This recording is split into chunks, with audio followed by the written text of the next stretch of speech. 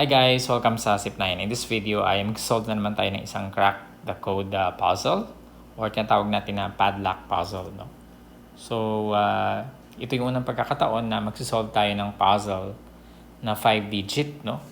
5-digit yung kanyang code. Sa mga previous videos, meron tayong 3 digits tsaka 4 digits. No?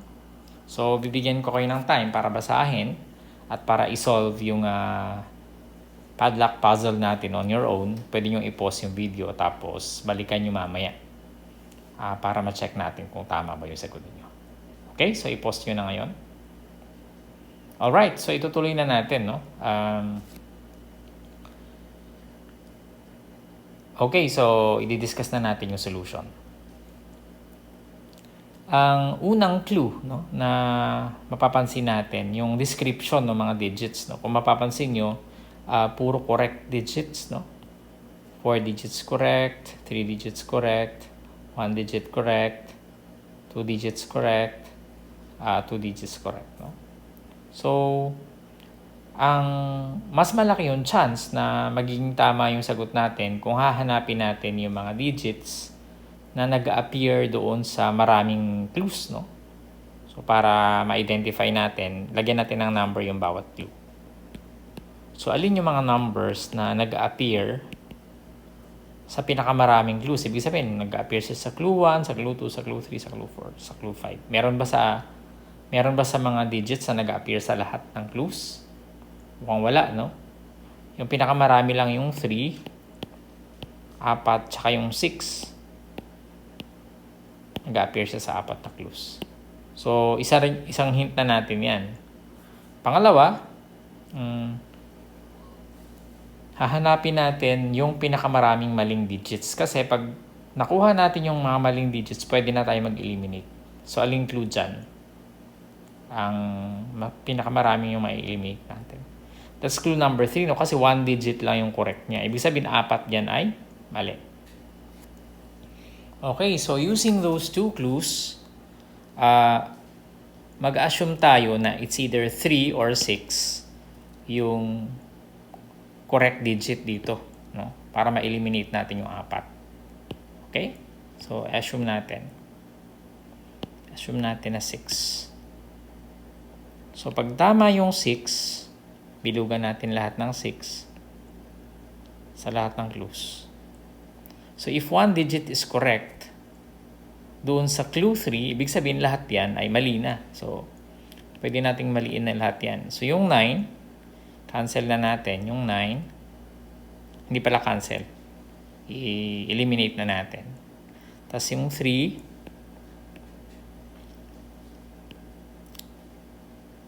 Tapos yung 0. So, 3 zeros pala.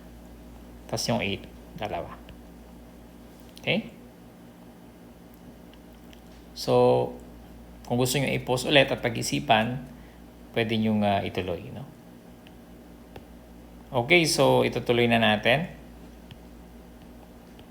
So, 5 yung ating key, no? O yung code natin. Now, notice that doon sa clue number 2 nakalagay 3 digits are correct, all rightly placed. So, 3 digits na tama at lahat sila nasa tamang lugar. Notice na na-eliminate na natin yung 0 tsaka yung 3. Meaning, yung 2 tsaka 7, correct digits din sila. 2 at tsaka 7. Correct digits din sila. So, nasa tamang lugar yan. So, pwede na natin ilagay yan. Yung 2 nasa pangalawa siya. Tapos yung 6 nasa pangatlo.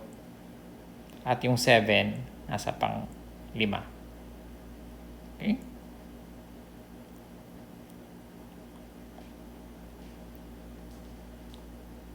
Okay, so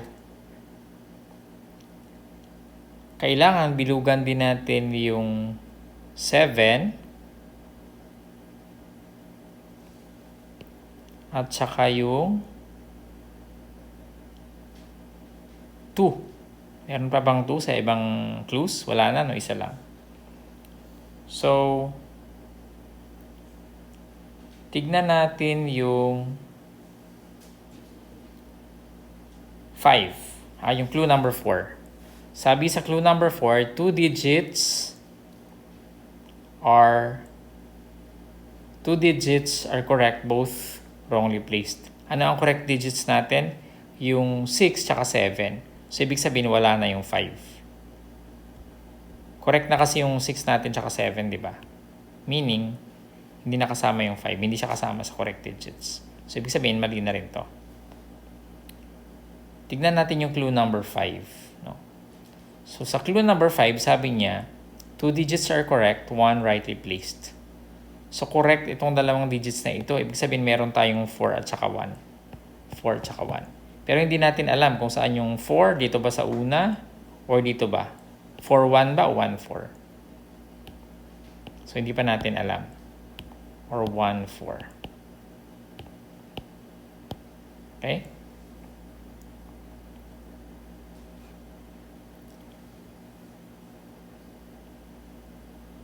Okay, saan na tayo?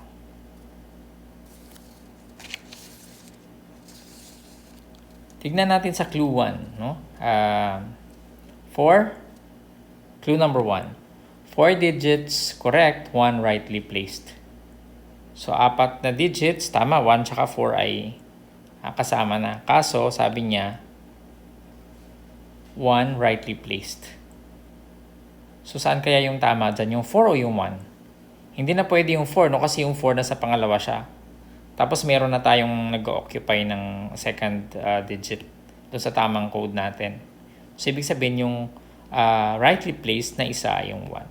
Which means na 4 yun nandito. So, yan yung tamang sagot natin. Okay, so kung gusto niyo ng challenge, meron pang ibang tamang sagot, no? So, pwede yung i-pause yung video kasi sasabihin ko rin yung tamang sagot sa susunod. Yung isa pang tamang sagot. Okay, so pwede yung i-pause ngayon. Okay, so i-continue natin. So, ang unang sagot natin ay 1, 2, 4. O 1, 2, 6, 4, 7.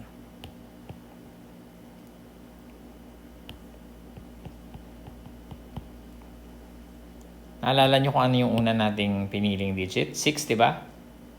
So, kanina sabi natin, pwede kaya yung 3 kasi yung 3 madami din siya, di ba? Marami din siya. Nasa clue 1, 2, 3, and 4 siya. Okay? So, pwede nating i-assume na this time, ang 3 naman ang tama. So, 3 ang tamang digit dito. Ibig sabihin, yung 4 na digits dyan ay mali kasi 1 digit is correct. So, only 1 digit is correct in clue number 3. So, alisin natin yung 6, 6, 6, 6, 6. Alisin din natin yung 9. Alisin din natin yung 0. At alisin din natin yung 8. Okay. So, ano susunod na natin na clue? Tignan natin ulit yung clue 2, no? I think yan yung susunod din natin na steps kanina. Susunod na step. So, meron tayong 2, 3, tsaka 7. All rightly placed, no? So, 2, 3, tsaka 7. 3 digits siya, no? So, since na-eliminate na natin yung 6 tsaka yung 0, tama na yung 2, 3, 7 na yan. So, yung 2 sa pangalawa, yung 3 sa pang-4, tsaka yung 7 sa pang-5. Again, sa clue 1, sabi niya, 4 digits are correct, 1 rightly placed. Clue 1, 4 digits are correct. So, na-eliminate na natin yung 6. Ibig sabihin, 1, 4, 7, 3 ay tamang digits na. Kasi 4 eh. Isa lang natanggal. 1 rightly placed. Okay. Alin kaya ang rightly placed? Yung 1 o yung 4? Katulad din kanina, no? Kasi yung 1 ay yung 4, hindi na pwede yung 4 sa pangalawa. So, therefore, 1 na yung nandito. And therefore,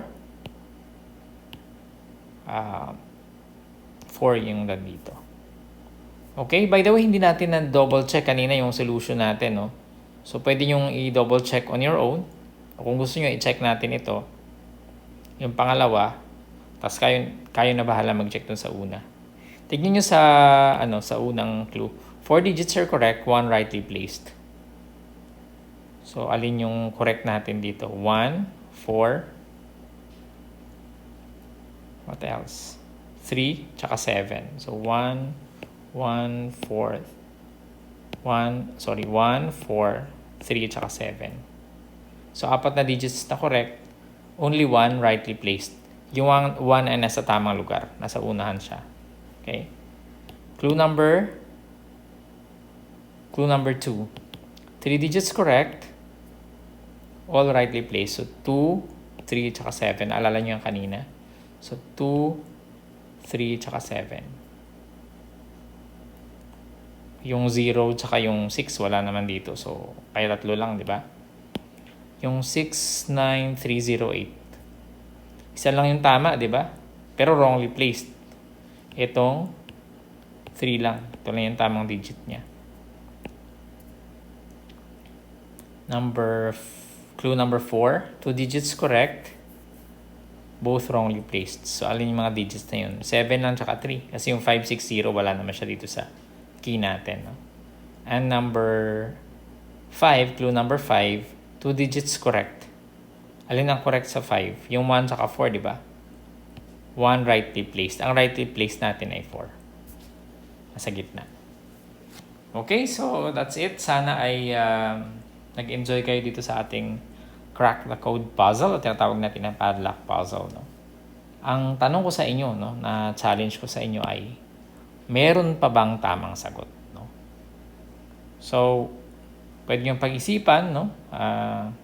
And pwede nyo ilagay sa ibaba kung ano ba yung another tamang sagot, or ilagay nyo yung reason nyo kung bakit wala ng tamang sagot. Okay, so maraming salamat. Sana nag-enjoy kayo. Huwag niyong kalimutan mag-subscribe at mag-abang-abang kayo kasi marami pa tayong mga puzzles na i-upload dito sa channel na to. I'll see you in the next video.